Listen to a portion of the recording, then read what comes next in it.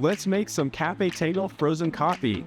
We're going to show you the optimal way to fill your machine with Café Tango.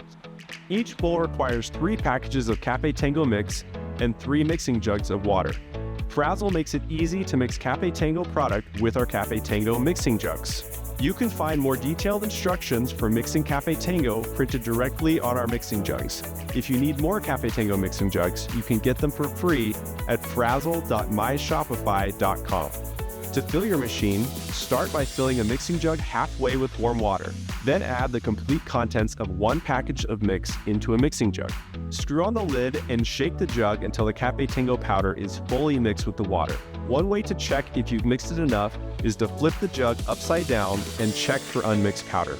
Starting with warm water will allow the water and powder to mix more easily.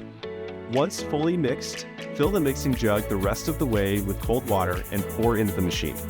Repeat this entire process 2 more times until you have filled the machine bowl to the max fill line. Once it's frozen, you're good to start selling. Thank you for being a Frazzle partner.